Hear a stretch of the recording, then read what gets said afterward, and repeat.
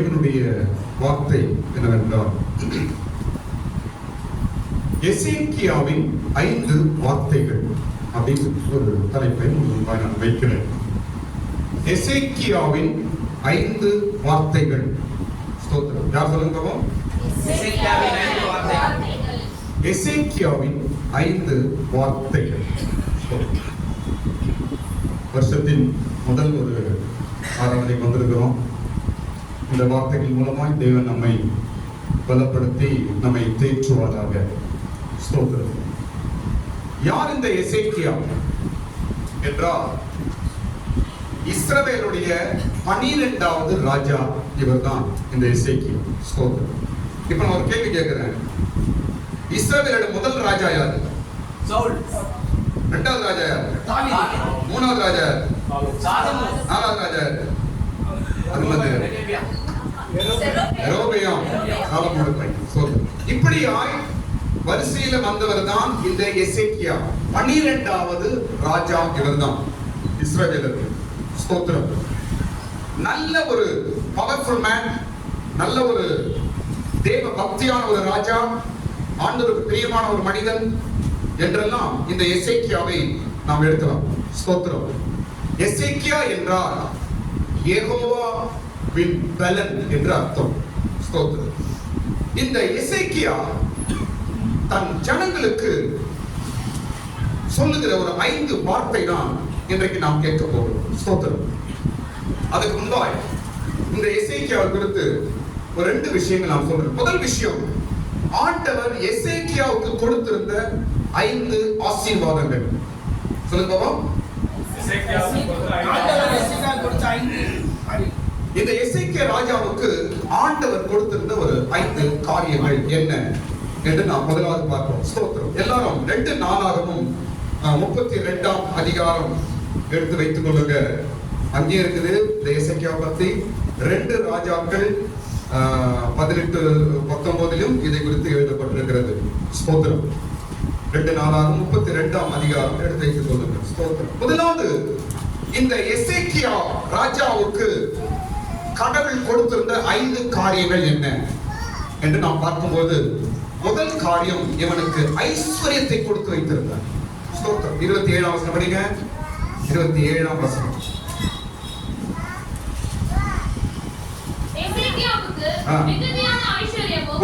முதல் காரியம் என்ன கொடுத்திருந்தார்? அவனுக்கு ஐஸ்வர்யத்தை கொடுத்திருந்தார். ஸ்தோத்திரம்.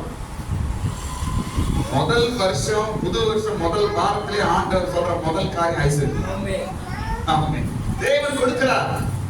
எசேக்கியாவுக்கு கொடுத்தாரே, ஐஸ்வர்யத்தை கொடுத்து அவன் ஆசீர்வதித்தாரே, நமக்கு இல்லவா? நமக்கும் கொடுப்பார். ஸ்தோத்திரம். தரித்திரங்கள் நீங்க, குறைகள் நீங்க, நம்முடைய வேதனைகள் நீங்க, நம்முடைய எல்லா விதமான சூழ்நிலைகள் மாற தேவன் ஐஸ்வர்யத்தை கொடுப்பாராக. கர்த்தருக்கு ஸ்தோத்திரம்.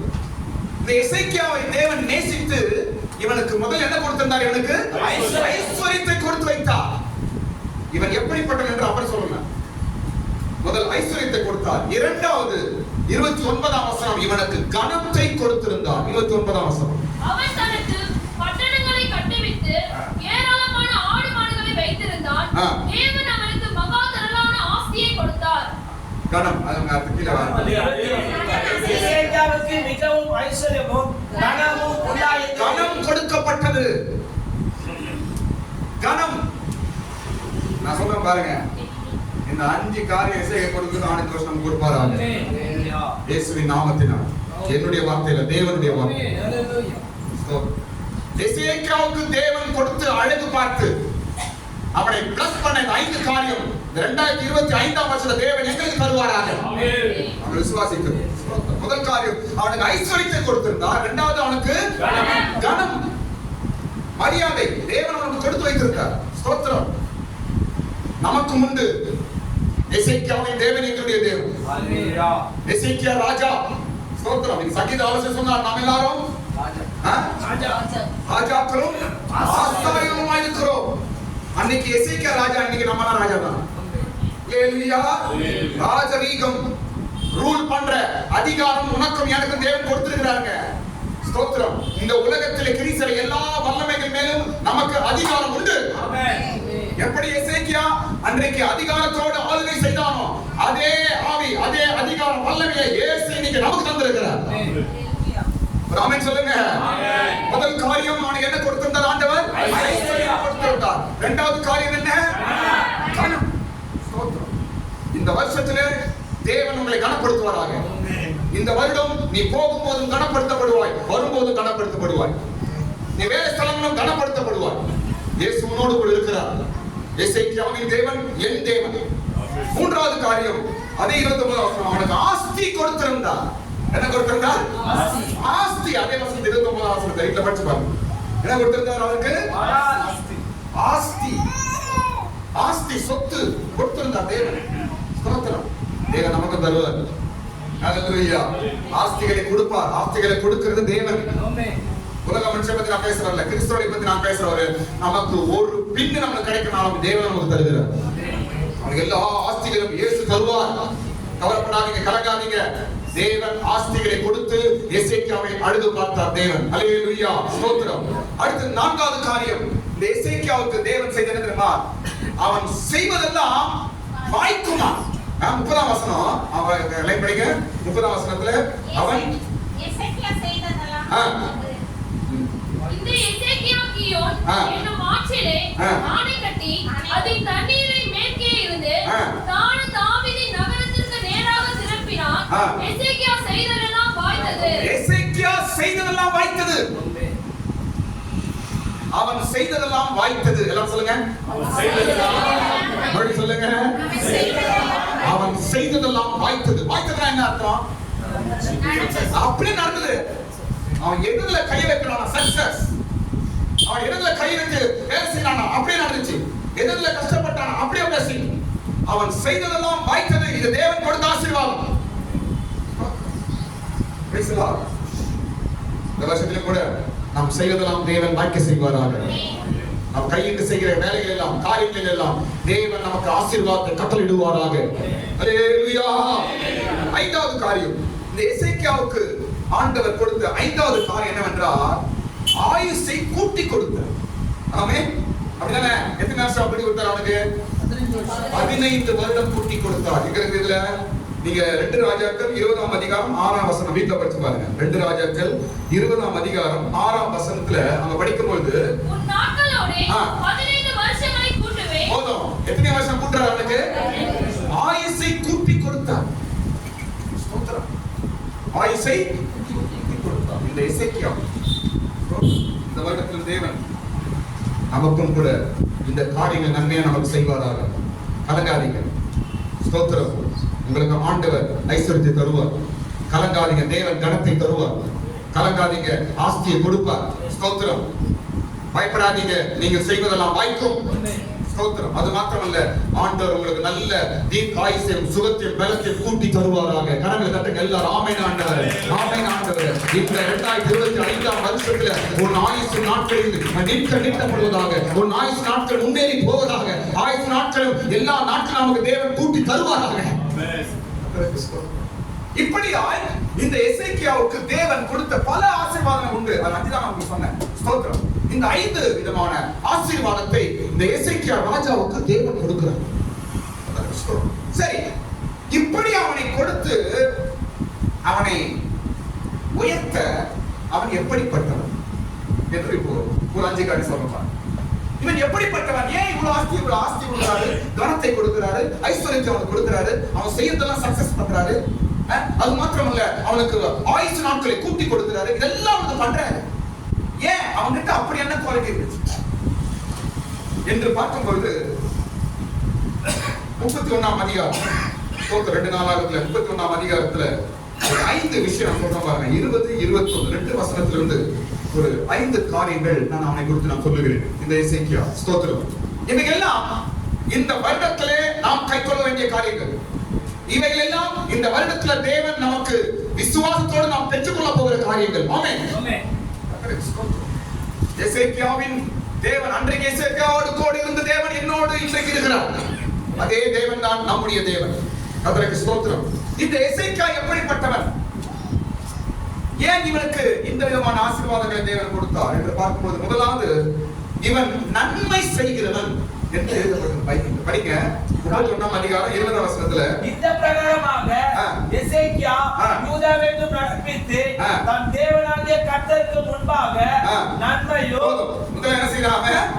நன்மை செய்கிறவன். அதனால கடவுள் அவனுக்கு பிளஸ் பண்றாருங்க. ஐஸ்வர்யத்தை கொடுக்கிறார், கணத்தை கொடுக்கிறார் அவனுக்கு. அதுக்கப்புறம் என்ன கொடுக்கிறாரு? ஆஸ்தியை கொடுக்கிறார். அவன் சீக்கிரம் நடக்குது. ஏன் தெரியுமா? அவன் நல்லதை செய்கிறவன். கடவுள் பார்க்கிறாரு, அவன் நன்மை செய்கிறவன். கிறிஸ்தவர்கள் நாம் எசேக்கியாவின் முதல் கேரக்டர் நமக்கு இருக்கணும். நன்மை செய்கிறவரா இருக்கணும். அவ்வளவுதான். இயேசு இந்த பூமியில் இருக்கும்போது நன்மை செய்கிறவராய் சுற்றி திரிந்தார் என்று இயேசு பற்றி எழுதப்பட்டிருக்கிறது. ஸ்தோத்திரம். இந்த வருடத்துல உங்களுக்கு கனம் வேண்டுமா? நன்மை செய்யுங்க. இந்த வருடத்துல உங்களுக்கு ஆஸ்திகள் வேண்டுமா? நன்மை செய்யுங்க. ஐஸ்வர்யம் வேண்டுமா? நன்மை செய்யுங்க. நீங்கள் செய்வது நடக்கணும். நான் கஷ்டப்பட்டு செய்த காரியம் சக்சஸ் ஆகணும், இந்த காரியம் எனக்கு நடக்கணும் என்று நினைப்பீர்களா? நீங்க நன்மை செய்யுங்க. தேவன் பரலோகத்திலிருந்து பார்த்து உன் காரியத்துக்கு பிரதிபலனை கொடுப்பார். கடவுளை தட்டு, கடவுளை தட்டு. நீ செய்கிற நன்மையை அவர் பார்க்கிறார். நீ நல்லது செய்கிறா, நல்லது பேசுறியா, நல்லதை யோசிக்கிறாயா என்று பார்க்கிறார் ஆண்டவர். ஆமா, கடவுள் பார்க்கிறாரா? கடவுள் கண்ணுக்குதா? உனக்கே இவ்வளவு கண்ணு வருதான்னு கடவுள் காது இருக்குதா? உனக்கே இவ்வளவு காது பேசினுக்கிற நீ. கடவுள் காது இருக்காரா? ஸ்தோத்திரம். அவர் எல்லாவற்றையும் காக்கிற தேவன். ஸ்தோத்திரம். எல்லாம் அவருக்கு தெரியும், எல்லாம் பார்க்கிறார். நம் எண்ணங்கள் உருவாகும் முன்னே அவருக்கு தெரியும். நீ என்ன யோசிக்கிற என்பது அவருக்கு தெரியும். நீ என்ன பேச போகிறாய் என்பது அவருக்கு தெரியும். ஆமென். ஆமென். நன்மை செய்கிறவனா இருந்தான் இந்த எசேக்கியா. அதனால் அவனுக்கு ஆண்டவர் கூட நம்மை ஆசீர்வதித்தார். இரண்டாவது, அவன் செம்மையானவன், செம்மையானதை செய்கிறவன். செம்மையானவனா சரியானதை செய்கிறவன் என்று அர்த்தம். அப்படிதானங்க? முதலாவது நன்மையும் செம்மையும் என்று 20ஆம் வசனம் இருக்கு. முதலாவது நல்லது செய்வானா, இரண்டாவது என்ன செய்வானா? கவனிக்குமா? இரண்டாவது என்ன? செம்மை. செம்மை என்றால் என்ன? சரியாய் செய்வது. பாதி பாதி அறக்குறை இதெல்லாம் கடவுள் பார்க்கிறாரு. வீடு பெருக்குன்னா செய்ய பெருக்கு. ஆமா, அதான் பாக்குறோம். பாத்திரம் சரியா பாக்குறது. ஆமா, என்ன கழுவ ஒரு பாத்திரம் கழுவா, இன்னொரு பாத்திரம் எதிரும். ஒரு தட்டை கழுவா, இன்னொரு தட்டை டமால் கீழே விடும். இது செம்மையானது அல்ல. சரியா ஒரு வேலை செய்யும்போது சரியா செய்யணும். இந்த எசேக்கியா ஆண்டவர் அண்ணன் கனப்படுத்துறாங்க. முழு இஸ்ரவேலில் மூன்று நல்ல கனமான ராஜாக்களில் ஒருவன் இந்த எசேக்கியா. மற்ற நல்ல டேஞ்சர். மற்ற இஸ்ரவேலை அழித்தவர்கள், கெடுத்தவர்கள். ஸ்தோத்திரம். இந்த எசேக்கியா அவ்வளவு பெரிய ஒரு காரியங்களை செய்தனால கடவுள் உயர்த்தினார். இன்னொரு முக்கியமான காரியம் செய்த அந்த எசேக்கியா என்ன தெரியுமா? மோசே காலத்துல உருவாக்கப்பட்ட அந்த வெண்கல சர்ப்பத்தை உடைச்சது எசேக்கியா. அப்ப எவ்வளவு நாள் அந்த பூமியில இருந்தது பாத்தீங்களா? மோசே எப்போ இருந்தது, இங்க இஸ்ரவேல் காலம், தாவீதின் காலம் தாண்டி எசேக்கியா வரைக்கும் அந்த வெண்கல சர்ப்பத்தை அவங்க வணங்கி இருக்கிறாங்க. இதை எடுத்து சொல்ல யாரும் இல்லை. அது விக்கிறதும் அது வணங்க கூட என்று சொல்ல யாரும் இல்லை. இவன் எசேக்கியா தான் எல்லாத்தையும் சீர்திருத்திருக்கிறார். ஸ்தோத்திரம். அப்ப எவ்வளவு பெரிய ஒரு தைரியசாலி, எவ்வளவு பெரிய தேவனுக்காக நின்ற ஒரு மனிதன் தான் இந்த எசேக்கியா ராஜா. அதற்கு ஸ்தோத்திரம். செம்மையானதை செய்வான், சரியாய் செய்வான். சிதறி இருந்த இஸ்ரவேலர்களை கூட்டினவன் இந்த எசேக்கியா. இஸ்ரவேலுக்கு சிதறி போயிட்டாங்க. ரெண்டா கிழிஞ்சிச்சு இஸ்ரவேல் கோத்திரம். அதெல்லாம் சரிப்படுத்தி ஒன்றாக்கி ஜனங்களை ஒன்று கூட்டினவன் இந்த எசேக்கியா. அதனால தான் ஆண்டவர் கனப்படுத்துறாரு. அவனுக்காக ஆண்டவர் இன்னொரு காரியம் செய்யறாரு. அப்படின்னு சொல்ற கடைசி அவனை கனப்படுத்துறாரு, அவனை உயர்த்துறாரு. அவன் செய்ததான் நடக்க சக்சஸ் அவன் போகிறார். ஏன்? அவனை பார்க்கிறார் கடவுள். அவன் பிரயாசம், அவன் இருதயம், அவன் வார்த்தை, அவன் எண்ணங்கள் எல்லாம் பார்க்கிறார். கர்த்தருக்கு ஸ்தோத்திரம்.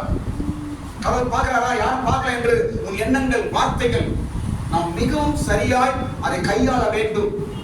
அப்பொழுதுதான் தேவன் நம்மை கனப்படுத்த முடியும். முதல் காரியம் நன்மையானதை செய்கிறவன், இரண்டாவது செம்மையானதை செய்கிறவன், மூன்றாவது உண்மையாய் இருப்பவன். மூன்றாவது என்ன? அவன் எப்படி இருப்பானா? உண்மை. பொய் பித்தலாட்டம் கிடையாது, ஏமாத்துறது கிடையாது, வஞ்சனை கிடையாது. ஏமாத்துறது என்பது அவனுக்கு கிடையாது. உண்மை உள்ளவனாய் இருந்தான். அதனால் தேவன் அவனை ஆஸ்தி ஐஸ்வர்யங்கள் கணம் கொடுத்து அவனை ஆசீர்வதித்தார். இருதயம், எண்ணங்கள் உண்மையா இருந்தா போதுங்க, தேவன் கட்டாயம் உயர்த்துவார். உங்க காலத்தில் இல்லை என்றால் கூட உங்களுடைய சந்ததி தேவன் உயர்த்துவார். தாவீதுக்குள்ள சாலமோன் அந்த அளவு கிடையாது, சாலமோனுக்குள்ள ரெகொபெயாம் அவனும் சரி கிடையாது. ஆனாலும் அந்த கோத்திரத்தை, யூதா கோத்திரத்தை ஆண்டவர் காப்பாத்துறார். ஏன் தெரியுமா? தாவீதின் நிமித்தம். என்ன சொல்றாரு கடவுள் அங்கங்க? தாவீதின் நிமித்தம். அப்பா நினைச்சு பாக்குறாரு, உங்க காலத்துல நீங்க உண்மையா இருந்து பாருங்க, உங்க பிள்ளைகளை, உங்க நிமித்தம் உங்க பிள்ளைகளை ஆண்டவர் ஆசீர்வதிப்பார். கரங்களை தட்டுங்க. உங்க நிமித்தம், உங்க பேரை சொல்லி, உங்க மூஞ்சிக்காக உங்க பிள்ளைகளை ஆண்டவர் ஆசீர்வாதமா வைப்பாருங்க. அப்படியே தேவன் ஆதி காலமா இருக்கிறவர், சந்ததி சந்ததியா இருக்கிறவர் அவர். அல்லேலூயா. மூன்றாவது காரியம் அவன்கிட்ட குவாலிட்டி என்னங்க? உண்மை. எது செய்தாலும் உண்மையா இருக்க, உண்மையா பேசுங்க. ஒருபோதும் பொய் பேசாதீங்க. பொய் என்பது வாய் வரக்கூடாது. நான் விளையாட்டுக்கு சொன்னா அது கூட இருக்கக்கூடாது. ஸ்தோத்திரம். பிள்ளைகளுக்கு நான் சொல்லுகிறேன், நீங்க ஃபியூச்சர்ல நல்ல ஒரு கனமுள்ள ஒரு பொசிஷன் வேண்டும் என்றால், நீங்க நல்லா இருக்கணும்னா, நீங்க உங்க தேவையான உங்களுக்கு கிடைக்கணும், என் ஃபியூச்சர்ல நல்லா இருக்கணும் என்றால், நீங்க உண்மையை பேச பழகுவீர்கள் என்றால் அதற்கு ஈடா ஆண்டவரை பிளஸ் பண்ணுவார். பொய் என்பது தேவனுக்கு பிடிக்காத காரியம். பொய் உரையாத தேவன் என்று பைபிள் இருக்கு. பிள்ளைகள் பொய் சொல்லி பழகுவீர்கள் என்றால் உங்களுக்கு கனம் கிடைக்காது, நீங்க எதிர்பார்க்கிறது நடக்காது, நீங்க பிரயாசப்படுறது நடக்காது. கர்த்தர் எல்லாவற்றையும் தடை பண்ணுவார். ஆமென். இந்த எசேக்கியா உண்மை உள்ளவன் என்று பார். நான்காவது இவனை குறித்து படிக்கும் பொழுது 4வது காரியம் 21ஆம் வசனத்துல 4வது முழு இருதயத்தோட செய்வான். இது செய்தா சூப்பர்ல. படிங்க, லைன் மேல படிங்க. அதையெல்லாம் தன் முழு இதயத்தோடு செய்து சித்தி பெற்றான். எல்லாவற்றையும் அவன் எப்படி செய்வான்? அவன் சொல்லுங்க, மட்டும் சொல்லுங்க. முழு இருதயத்தோடு செய்வான். எது செய்தாலும் முழு இருதயத்தோடு செய்வான். அரையும் குறைமா பாதி இருதயம் என்ன சொல்லுவாங்க, வாயில தான் பேச்சு, உள்ள இஷ்டம் இல்ல அப்படின்னுலாம் கிடையாது. ஸ்தோத்திரம். முழு இருதயம். ஊழியம் செய்கிறீங்களா? முழு இருதயம். ஜெபம் பண்றீங்களா? முழு இருதயம். வீட்டுல சேவை செய்றீங்களா? முழு இருதயம். நேசிக்கிறீங்களா? முழு இருதயம். அரையும் குறைமா கடவுளுடைய வேலையை செய்யக்கூடாது. எசேக்கியா கிட்ட கருத்து கொள்ளுங்க. அவ்வளோ பெரிய ராஜா, பவர்ஃபுல் கிங், பெரிய ராஜா, ஆட்சி அசைத்தவன். அவன் பாருங்க முழு இருதயத்தோடு இருக்கிறான். ஸ்தோத்திரம். பாடி பாடி அல்ல, முழு இருதயம் என்பது தேவனுக்கு மிக முக்கியம். தேவன் எதிர்பார்க்கிற காரியம். பைபிள் படிக்கிறீங்களா? முழு இருதயத்தோட மனப்பூர்வமா செய்யுங்க. எந்த வேலை செய்தாலும், சின்ன வேலையா இருக்கட்டும், பெரிய வேலையா இருக்கட்டும், முழு இருதயத்தோடு நீங்கள் செய்வீர்கள் என்றால் நிச்சயமாக நீங்கள் பிரதிபலனை பெறுவீர்கள். எசேக்கியாவை நாம் படிக்கிறோம். கர்த்தருக்கு ஸ்தோத்திரம். 5வது காரியம் எசேக்கியாவை சொல்றேன். 5வது காரியம், இவன் அழுது ஜெபம் பண்றவன். இல்ல, இவனுக்கு என்ன படிக்கும்போது 2 ராஜாக்கள் 20ஆம் அதிகாரம் 5ஆம் வசனம் உங்களுக்கு தெரியும். 2 ராஜாக்கள் 20:5ல ஆண்டவர் சொல்றார், உன் கண்ணீரை கண்டே உன் விண்ணப்பத்தை கேட்டேன்னு இவங்க தான் சொல்றாரு. அப்ப இவன் எப்படி ஜெபிக்கிறவன்? அழுது ஜெபிக்கிறவன். அவன் கண்ணீர், ஒரு ராஜாங்க. படிங்க, வசனம் படிங்க, சீக்கிரம் படிப்போம். 2 ராஜாக்கள் 20:5. உன் விண்ணப்பத்தை கேட்டேன், உன் கண்ணீரை கண்டேன், இதோ நான் உன்னை குணமாக்குவேன். போதும். இது யார் பேசுறது? ஆண்டவர் பேசுறார். கர்த்தர் பேசுறார். யார் கிட்ட பேசுறாரு? எசேக்கியா ராஜா கிட்ட பேசுறாரு. என் மகனே, உன் விண்ணப்பத்தை கேட்டேன், உன் கண்ணீரை கண்டப்பா அப்படின்னு சொல்ற ஒரு ராஜா கண்ணீர் விட்டு அழுகிறான். தாவீது கூட பாருங்க, பெரிய ராஜா அந்த அழுவாங்க அப்படியே. ஸ்தோத்திரம். கிறிஸ்தவர்கள் நான் சொல்ல பாருங்க, கிறிஸ்தவனுடைய ஒரு முக்கியமான குவாலிட்டி, கிறிஸ்தவனுடைய ஒரு முக்கியமான மேன்மையான குவாலிட்டி என்ன தெரியுமா? அழுது ஜெபிக்க வேண்டும். அழ வேண்டும், கண்ணீர் சிந்த வேண்டும். தேவ சமூகத்தில் மனுஷன் அழுகிறது, மனுஷன் அழுது கண்ணீர் விட்டு அழுது அழுத தேவ சமூகத்தில் நீங்கள் அழுது ஜெபிக்கிறவர்களாக இருக்க வேண்டும்.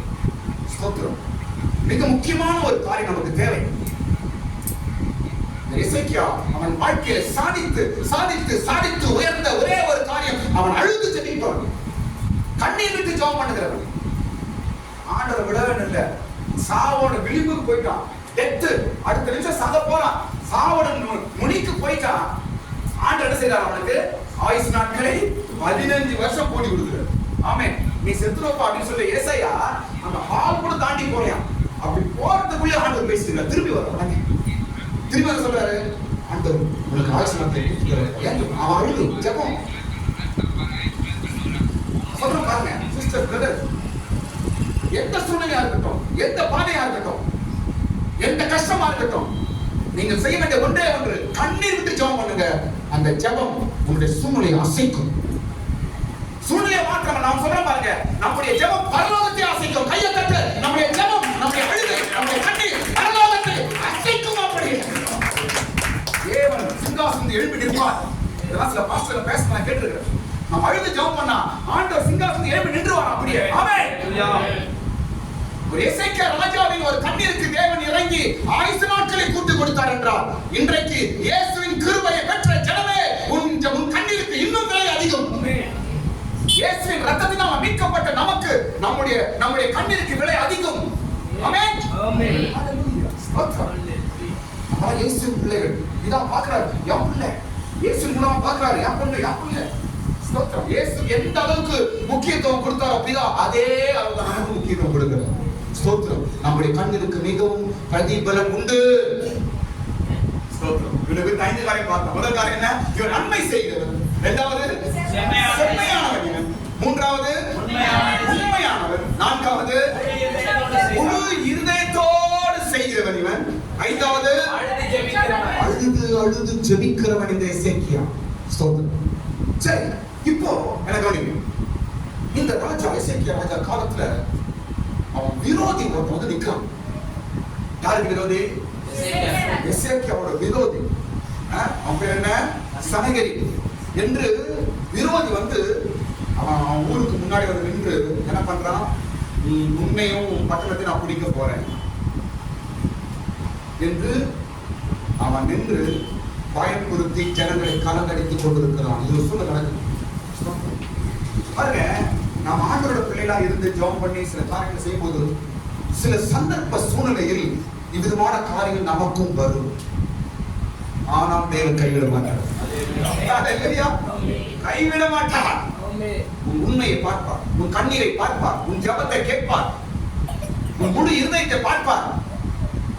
எந்த சூழ்நிலை வந்தாலும், எந்த நிலவரங்கள் மாறினாலும், மனிதர்கள் கைவிட்டாலும், நீ தனிமையா இருந்தாலும், உதவியற்ற சூழ்நிலை இருந்தாலும், தேவன் இறங்கி வந்து உனக்காக நிற்பார். இப்ப அந்த விரோதி வந்து சனகரிக்கு வந்து நிக்கிறான். நின்று உன்னையும் உன் ஜனத்தை நான் அழிக்க போறேன், நான் பிடிக்க போறேன் என்று பயப்படுத்துறான், மிரட்டுறான். பயப்படுறாரு. என்ன பண்றது? ஆனா கர்த்தருக்கு தைரியம் இருக்குது. ஆனாலும் கலங்குகிறான். ஏன்னா அவன் பெரிய ராஜா, எல்லா தேசத்தையும் பிடிச்சவன், அடிச்சவன், எல்லாரையும் பிடிச்சவன். ஸ்தோத்திரம். அவன் வந்து மிரட்டுறான். நின்று மிரட்டி சொல்றான். 2 காரியம் சொல்றான். ஒன்று வந்து பயந்து ஜனங்களை கலங்கடித்தான். எப்படி வசனம் இருக்குது? 32ஆம் அதிகாரம் 18ஆம் வசனம். சீக்கிரம் படிங்க. 32ஆம் அதிகாரம் 18. அவர்கள் அலங்கத்தில் மேல் இருக்கிற எருசலேமின் ஜனங்களை பயப்படுத்தி கலங்கம் பண்ணி போதும். என்ன பண்றான்? வந்து இவன் ஜனங்களை பயப்படுத்தி கலங்கடிக்கிறான். பயப்படுத்தி கலங்கடிக்கிறான். நான் சொல்ல கவனிங்க. எல்லாம் பாருங்க. எசேக்கியாவுக்கு முன்பாய் நின்றவன் சனகரி. இன்றைக்கு உனக்கு முன்பாய் நிற்கிறது என்ன? அவனுக்கு சனகரிப்பு என்ற விரோதி நின்னா, இன்னைக்கு உனக்கு எனக்கு முன்பாய் நிற்பது மனுஷன் அல்ல, சில சூழ்நிலை நிற்கிறான். ஒரு கடன் பிரச்சனை முன்னாடி நிற்குதா, இல்லையா ஒரு காரியம் ஏதாவது நிற்குதா, இல்லையா ஏதாவது மனுஷன் நிற்கிறானா, இல்லையா ஏதோ ஒரு கஷ்டம் உனக்கு முன்பாய் நின்று உன்னை கலங்கடித்துக் கொண்டிருக்கிறதா, உன்னை பயக்காட்டி கொண்டிருக்கிறதா? ஒவ்வொரு நிமிஷம் சில நேரத்துல அந்த பிரச்சனை வரும்போதுதான் எனக்கு பயம் வருது. ஒரு நேரத்துல அந்த காரியத்தை யோசிக்கும் போதுதான் எனக்கு பயம் வருது. ஒரு நேரத்துல அந்த சூழ்நிலை வரும்போதுதான் எனக்கு பயம் வருது. என்ன செய்வது என்று தெரியல என்று கலங்குகிறாயா? எசேக்கியாவோடு இருந்து பெரிய காரியத்தை செய்த தேவன் உன்னோடு இருக்கிறார். இவன் பயப்படுத்தி கலங்கடித்தான். என்ன பண்ற பார், நீ உன் குடும்பத்தை என்ன பண்ற பார், உன் வாழ்க்கை என்ன பண்ற பார். ஏதாவது சூழ்நிலை உன்னை பயப்படுத்துதா? பயப்படாத. இந்த இயேசு பேசுகிறார் இன்னைக்கு.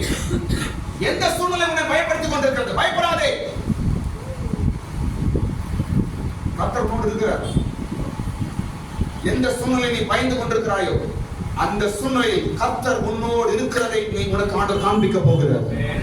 ஹalleluya. இரண்டாவது, இந்த நிரது ராஜா முதல்ல பயப்படுத்துறான். இரண்டாவது சொல்றான், யா கைக்கு யார் தப்பிக்க போறாங்க அப்படின்னு சொல்றான். 14ஆம் வசனம், என் கையில நீங்க தப்பிக்கவே முடியாது என்று சொல்லி பயம் காட்டுறான். எசேக்கியாவும் பயம் காட்டுறான், ஜனங்களையும் பயம் காட்டுறான். இந்த விரோதி. ஸ்தோத்திரம். 14ஆம் வசனம் படிங்க. சீக்கிரம் லைக் படிங்க. உங்களை என் கைக்கு தப்புவிக்க கூடும்படிக்கு யாராலையும் என் கையில் உங்களை தப்பிக்க முடியாது என்று சொல்லி பயம் காட்டணும். ஸ்தோத்திரம். இது ஒரு சூழ்நிலை. இந்த வருடத்தில் பாருங்க, இந்த வருடத்தில் நான் சொல்றேன் 2024 எந்தெந்த சூழ்நிலை உன்னை பயம் காட்டி கொண்டிருந்ததோ இந்த 2025 வருஷம் அவையெல்லாம் பின்னிட்டு ஓட செய்வாராக. கண்களை மேல உயர்த்துங்க. ஆண்டவர் பேசுகிறார். கண்களை மூடுங்க.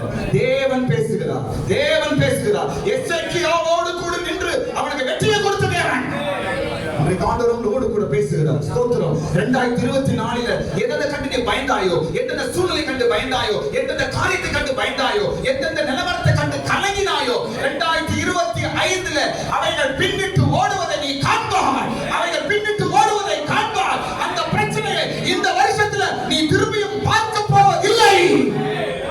இயேசுவின் நாமத்தினால் ஆண்டவர் சொல்லுகிறார். ஹல்லேலூயா. கரங்களை வைத்து ஆமென் சொல்லுங்க. இன்னொரு ஆமென் சொல்லுங்க. இன்னொரு ஆமென் சொல்லுங்க. சனகரிப்பு ஓடினான். எசேக்கியாவின் விரோதி ஓட வச்ச ஆண்டவர். கர்த்தருக்கு ஸ்தோத்திரம். உன்னையும் கூட அபிதமாவை காப்பார். யார் என் கையில உன்னை தப்பிக்க செய்யுது? என் கையில மாட்டிட்ட, உன்னை நான் விட மாட்டேன். உன்னை என்ன பண்றேன் பார். பிரச்சனை பேசுதா? மனுஷன் பேசுறானா? உன் விரோதி பேசுறானா?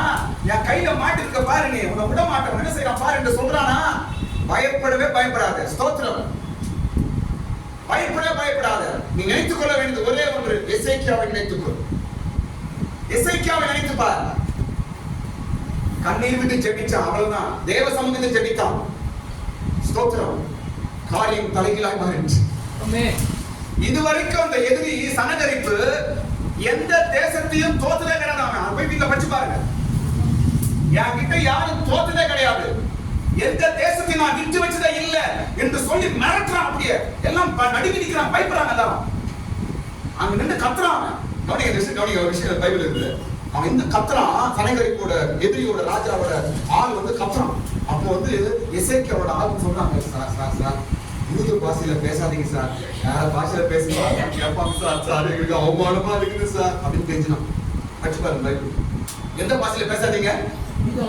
யூத பாஷையில பேசினா அவங்களுக்கு புரியும். அந்த பாஷையில பேசாதீங்க, நீங்க வேற பாஷையில பேசுங்க சார் என்று கெஞ்சான். யார்? எசேக்கியா ராஜாவோட ஆள்.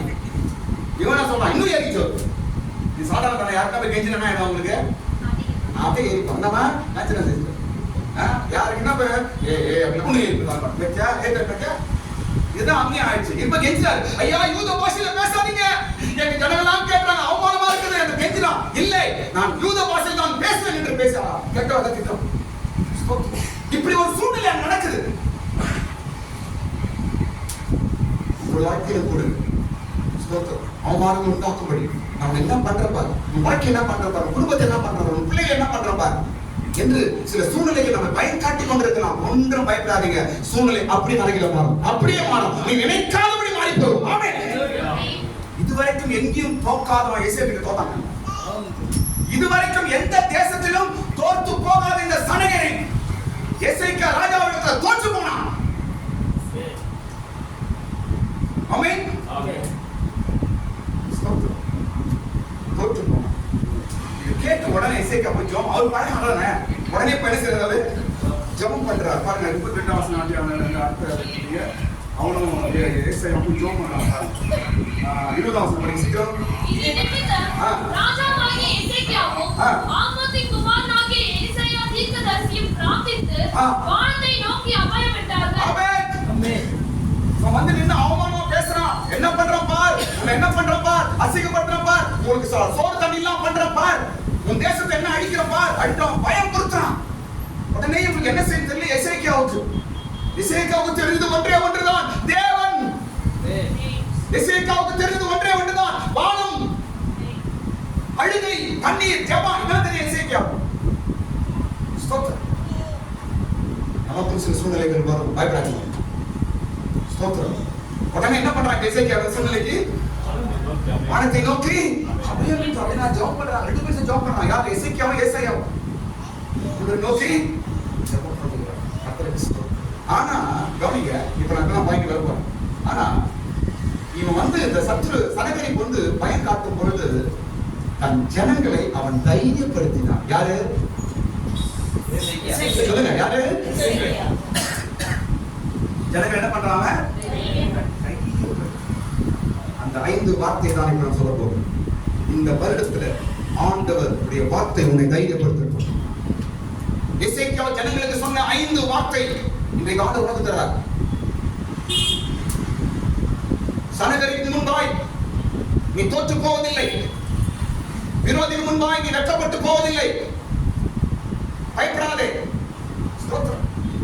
ஜனங்களை தைரியப்படுத்தினான். 32ஆம் அதிகாரம் 7-8 வசனத்துல இந்த 5 வார்த்தை இருக்கு. 2 நாளாக 32ஆம் அதிகாரம் 7-8 தான் இந்த 5 வார்த்தை இருக்கிறது. கர்த்தருக்கு ஸ்தோத்திரம். ஜனங்களை அவன் தைரியப்படுத்தினான். இன்னைக்கு அதே வார்த்தை உன்னை மன்னின் தைரியப்படுத்தணும், பலப்படுத்தட்டும். எந்த விரோதி, எந்த சத்ரு, எந்த சூழ்நிலை, எந்த பிரச்சனை எது முன்னாடி வந்து உன்னை பயம் காட்டி உன்னை நடுங்க வைத்தாலும் நீ பயப்படாத, தைரியமா இரு. கர்த்தர் சூழ்நிலையை மாற்றுவா. அதுக்கு இந்த 5 வார்த்தை சொல்றது மாதிரி இன்னொரு விஷயம் சொல்லிடுறேன், கவனிங்க.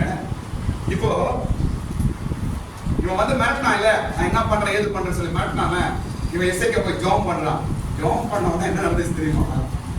என்ன நடந்துச்சு தெரியுமா? நான் இது வரைக்கும் அவன் சனகரிப்பு வாழ்க்கையில பார்த்ததுல மாதிரி இந்த சத்ரு விரோதி ராஜா சனகரிப்பு என்பவன் அவன் வாழ்க்கையில எங்கேயும் தோத்ததில்லை, இது மாதிரி பார்த்ததே கிடையாது. அப்படி ஒரு காரியம் எசேக்கியாவுக்கு நடந்தது. என்ன தெரியுமா? இவன் போய் ஏசாயா போய் ஜெபம் பண்ண பிற்பாடு என்ன ஆச்சுன்னா பரலோகத்துக்கு தேவதூதன் இறங்கி வந்தாங்க. ஆமென். ஒரு தேவதூதன் இறங்கி வந்து விட்டார். இறங்கி வந்து 123,000 பேரை க்ளோஸ் பண்றாங்க. ஒரே தேவதூதன், only one angel. எவ்வளவு பேர் க்ளோஸ் பண்றாரு? 123,000 பேரை க்ளோஸ் பண்றாங்க. ஆமென். படிக்கிற வசனம் 21ஆம் வசனம். அப்பொழுது கர்த்தர் ஒரு தூதனை அனுப்பினார். ஒரு தூதனை அனுப்பினார். ஒரு தூதனை அனுப்பினார். அன்றைக்கும் தூதன் இறங்கினான், இன்றைக்கும் தூதன் இறங்குவான். ஜெபிக்கிறவன் சாதாரண இட போட்டுறாதீங்க. ஜெபத்தை வந்து சாதாரண நினைக்காதீங்க. 2 பேர் ஜெபம் பண்றாங்க. யாரு?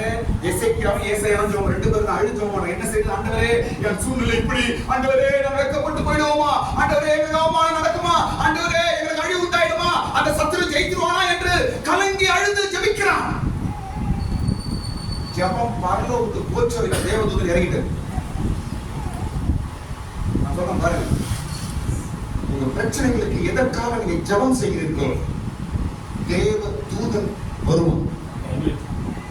நீங்க தேவ தூதனை கூட பார்க்க முடியலன்னா கூட ஏதோ ஒரு ரூபத்தில் தேவ தூதன் வருவார். உங்களுக்கு உதவி செய்யும்படிக்கு, உங்களுக்கு உங்களுடைய காரியங்கள் நடப்பிக்கும்படிக்கு தேவன் எந்த ரூபத்திலாவது, மனுஷன் ரூபத்திலாவது, ஊழியக்கார ரூபத்திலாவது, உன் சிநேகிதன் முதலியாவது ஏதோ ஒரு காரியத்துல ஒரு தூதனை ஆண்டவர் அனுப்புவார்.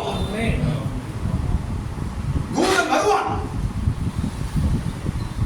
இந்த நம்பிக்கையோடு போங்க. தூதனை பார்த்தது இல்ல, நீங்க பாப்பீங்க. தூதனை பார்ப்பீர்கள். எசேக்கியாவுக்கு தேவ தூதனை அனுப்பினார்.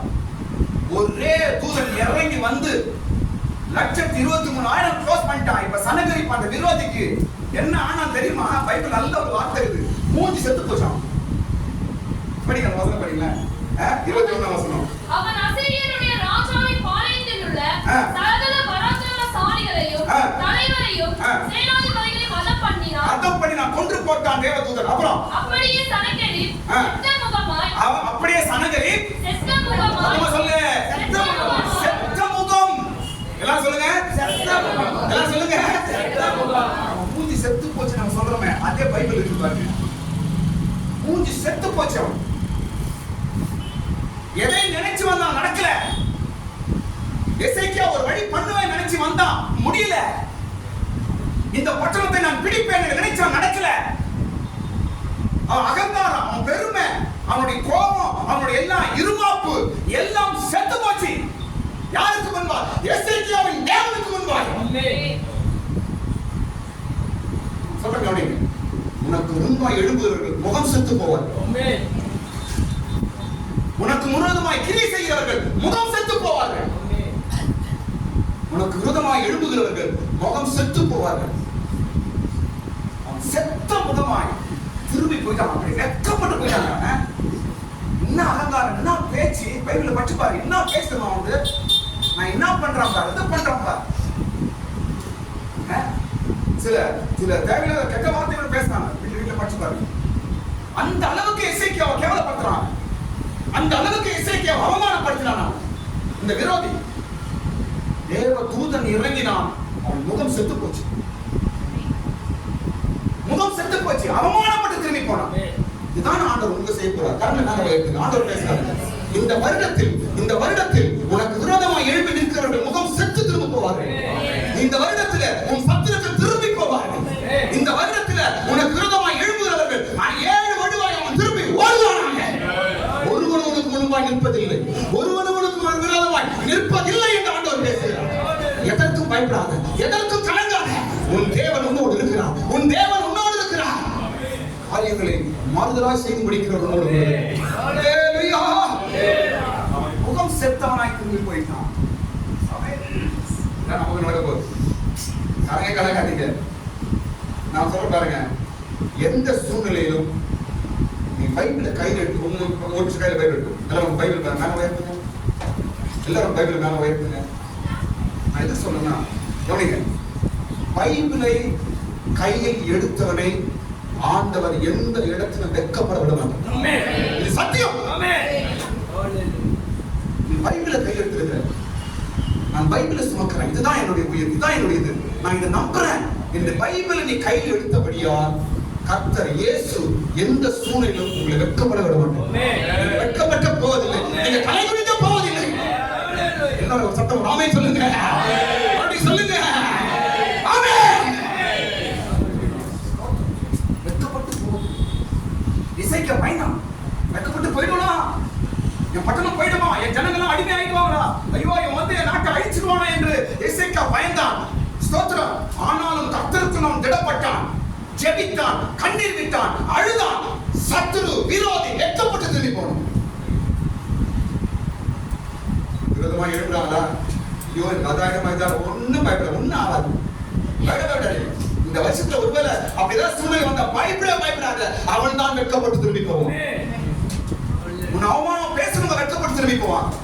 உனக்கு விரோதமா எழுப்புறவங்க வெட்கப்பட்டு திரும்பி போவாங்க. உன்னை ஹீனமாய் பேசுறவங்க வெட்கப்பட்டு திரும்பி போவாங்க. உன்னை அழிக்க வேண்டும், உன் குடும்பத்தை அழிக்கணும், உன்னுடைய காரியங்களை அழிக்கணும், உன்னை அடிமையாக்கணும் என்று நினைச்சு உன்னை அவமானப்படுத்தி வார்த்தைகளை பேசுறாங்களா? சனகரிப்பு வாயை விட்டாரு, பயங்கரமா வாயை விட்டாரு. சனகரிப்பு இசைக்க விரோதமா வாய் அந்த வார்த்தைகளை விட்டான். நான் தான், என்னால என்னை தவிர யாரும் உன்னை காப்பாற்ற முடியாது, நான் தான் என்று நினைத்தான். ஆனால் தேவன், இஸ்ரவேலின் தேவன் உயிரோடு இருக்கிறார், ஜீவனுள்ள தேவன் என்பதை காண்பித்தார் தேவன். காரியத்தை நமக்கு தேவன் காண்பித்தார். ஹல்லேலூயா. இப்போ கடைசியா எசேக்கியா சொன்ன 5 வார்த்தையை சொன்ன முடிச்சிடலாம். செய்யணும் ஜனங்களை தைரியப்படுத்துறார். அந்த சூழ்நிலை முதல் காரியம் என்ன சொல்றாரு தெரியுமா? திடன் கொள்ளுங்கள். படிங்க. நீங்கள் திடன் கொண்டு தைரியமாய் இருங்கள். ஆமென். சொல்றாரு. முதல் காரியம் சொல்றாரு, திடன் கொண்டு தைரியமாய் இருங்கள். திடன் கொண்டு தைரியமாய் இருங்கள் என்று சொல்றாரு. அதான் பயந்துக்கிறாங்க. திடன் கொண்டு தைரியமாய். இந்த 5 வார்த்தையும் இந்த 2025ல உங்களுக்கு ஆண்டவர் கொடுக்கிற 5 வார்த்தைகள் வச்சுக்கணும். 2025ஆம் வருடத்திலே தேவன் எனக்கு கொடுத்த 5 வார்த்தை. முதல் காரியம், திடன் கொண்டு தைரியமாயிரு. பயப்படாத. திடன் கொண்டு தைரியமாயிரு. இந்த வருஷத்துல ஆண்டவர் சொல்றார், திடன் கொண்டு தைரியமாயிரு. உனக்காக தேவன் காரியங்களை செய்ய போகிறார். உனக்காக தேவன் காரியங்களை செய்ய போகிறார். இரண்டாவது வார்த்தை என்ன சொல்றாருன்னா, அசீரிய ராஜாவுக்கும் அவன் ஜனத்திற்கும் பயப்படாதீர்கள். இரண்டாவது காரியம், பயப்படாமலும் கலங்காமலும் இருங்கள். இரண்டாவது வார்த்தை, அசீரிய ராஜாவுக்கும் அவன் ஜனங்களுக்கும் நீ பயப்படாமலும் கலங்காமலும் இரு.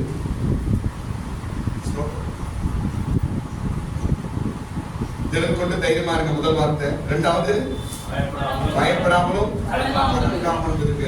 இரண்டாவது வார்த்தை. போன வருஷம் என்னோட காரணத்துக்கு பயந்து கொண்டிருந்தீங்களோ, இந்த வருஷம் பயப்படாது.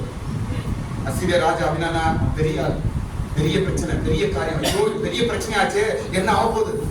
என்னால இது தாங்க முடியாது, என்ன ஆக போகுது என்று அதற்கு நீ பயந்தும் கலங்கும் வேண்டாம். ஆண்டவர் நீ பேசுற, பயந்து கலங்காத என்று இரண்டாவது வார்த்தை. மூன்றாவது வார்த்தை, அவனோடு இருக்கிறவர்களை பார்க்கிலும் நம்மோடு இருக்கிறவர் அதிகம். ஆமென். மூன்றாவது வார்த்தை என்ன? அவனோடு இருக்கிறவரை காட்டிலும் நம்மோடு இருக்கிறவர்கள் அதிகம். இதெல்லாம் எசேக்கியா சொல்லி ஜனங்களை தைரியப்படுத்தினா, பலப்படுத்தினா. இந்த வார்த்தை எப்படி சொன்னானோ அப்படி நடந்துச்சுங்க. எப்படி வார்த்தையை சொல்லி ஜனங்களை தைரியப்படுத்தினானோ அப்படியே நடந்தது. அவர்களோடு இருக்கிறவரை காட்டிலும் நம்மோடு இருக்கிறவர்கள் அதிகம். பயப்படாதீங்க, உங்களோடு கூட இருக்கிறவர்கள் அதிகம். எனக்கு யாரும் இல்ல, எனக்கு உதவி செய்ய யாரும் இல்ல, எனக்கு சப்போர்ட் பண்ண யாரும் இல்ல, எனக்காக யாருமே இல்ல என்று கலங்குறீங்களா? ஆண்டவர் சொல்றார், உன் கூட இருக்கிறவங்க அதிகம். அவங்க கூட இருக்கிறத காட்டிலும் உன்னோடு கூட இருக்கிறவர்கள் தான் அதிகம். ஏன் பயப்படுற? நான்காவது வார்த்தை, அவனோடு இருக்கிறது மாம்ச புயல். நான்காவது வார்த்தை என்ன தெரியுமா? அவனோடு கூட இருக்கிறது யாரா? மாம்ச புயம் உள்ளவர்கள் தான் அவனோடு கூட இருக்கிறார்கள். மாம்சம், அவனோடு கூட இருக்கிறவர்கள் மாம்ச புயம் உள்ளவர்கள். ஐந்தாவது வார்த்தை, நம்மோடு கூட இருக்கிறவர் தேவனாகிய கர்த்தர்தானே. நம்மோடு கூட இருக்கிறவர், நம்முடைய யுத்தங்களை செய்கிறவர் நம்முடைய தேவனாகிய கர்த்தர்தாமே. இதான் ஐந்து வார்த்தை. எசேக்கியா ஐந்து வார்த்தை சொல்லி ஜனங்களை தைரியப்படுத்தி பலப்படுத்தினான். அடுத்த சூழ்நிலை தேவ தூதன் இறங்குறாரு, பெரிய சக்சஸ், பெரிய வெற்றி உண்டாகும். ஆமென். நான் சொல்றேன், பெரிய வெற்றி காரணமே நான் இந்த வார்த்தை தான் சொல்றேன். எசேக்கியாவும் தைரியப்படுகிறான், தன்னோடு கூட ஜனங்களை தைரியப்படுத்துகிறான். பிற்பாடு அவர் ஜெபிக்கிறார்கள், தேவ தூதன் இறங்குகிறான். சனகரிப்பு செத்த முகமாய் திரும்பி போகிறான், பெரிய வெற்றி உண்டாகும். இதுக்கு அப்புறம் பாருங்க, எசேக்கியா இன்னும் கனவு உண்டாகும். வீட்டுல படிச்சு பாருங்க. சில காரியங்கள் ஆண்டவர் நம்முடைய வாழ்க்கையில செய்யும் பொழுது அதன் பிற்பாடு நம்முடைய சூழ்நிலையை மாறிடும். கனவு, மரியாதை, ஆசீர்வாதமான சூழ்நிலையால் மாறிடும் அப்படியே வாழ்க்கை. ஹல்லேலூயா. முதல் வார்த்தை என்ன? திடம் கொள்ளுங்கள். இரண்டாவது வார்த்தை, அசீரியா ராஜாவுக்கு அவனுக்கும் பயப்பட வேண்டாம். மூன்றாவது வார்த்தை, அவர்களோடு இருப்பவரை காட்டிலும் நம்மோடு இருப்பவர் அதிகம். ஐந்து வார்த்தை அப்படி எழுதி வைங்க. ஸ்தோத்திரம். வருஷத்துக்கு முதல் வார்த்தை ஆண்டவர் பேசுகிறார். ஸ்தோத்திரம். எசேக்கியா வாய் மூலமாய் சொன்ன வார்த்தை அப்படியே நடந்தது. ஜனங்கள் திடப்பட்டார்கள். நான்காவது வார்த்தை, அவர்களோடு இருப்பது மாம்ச புயம். எதிர்த்து வரா அவங்க யாருக்கு மாம்சம் தான். அவங்க பேசலாம் தெரியும், நம்ம நட்டலாம் தெரியும். ஸ்தோத்திரம். ஆனா நம்மோடு இருப்பது யாரு? யுத்தங்களை செய்கிற நம்முடைய தேவன். மாம்ச புயம் ஒண்ணும் பண்ணாது. ஆனால் யுத்தம் செய்கிற தேவன் நம்மோடு இருக்கிறார் என்று எசேக்கியா பேசுகிறார். இந்த வருஷத்துல கர்த்தருக்கு ஸ்தோத்திரம். எந்த மாம்சம் உள்ள மனுஷனுக்கும் பயப்பட வேண்டாம். எந்த மாம்ச புயம் உள்ள மனிதனை குறித்தும் கலங்க வேண்டாம். மாம்சத்தில் பேசும் பயம் காட்டுறானா பயப்படாத. பயப்படுற சூழ்நிலை உண்டாகுதா பயப்படாத. ஒரே வார்த்தை சொல்லு, என் யுத்தங்களை செய்கிறவர் என் தேவன் தானே. என்னோடு இருந்து என் யுத்தங்களை செய்து எனக்கு ஜெயம் கொடுக்கிறவர் என் தேவன் தானே என்று சொல்கிறதாக கர்த்தர் இந்த வருஷத்துல நடத்துவாராக. எல்லாரும் ஸ்தோத்திரம் பண்ணுவோம். ஹல்லேலூயா. ஸ்தோத்திரம் ஆண்டவரே, ஸ்தோத்திரம் ஆண்டவரே, ஸ்தோத்திரம் ஆண்டவரே, ஸ்தோத்திரம் ஆண்டவரே, ஸ்தோத்திரம் ஸ்தோத்திரம் ஸ்தோத்திரம் ஸ்தோத்திரம் ஸ்தோத்திரம். எந்த சூழ்நிலையும் அவர் அன்பில் நின்று என்னை பிரிக்காது காத்துக் கொள்வார். எந்த சூழ்நிலையும் அவர் அன்பில் நின்று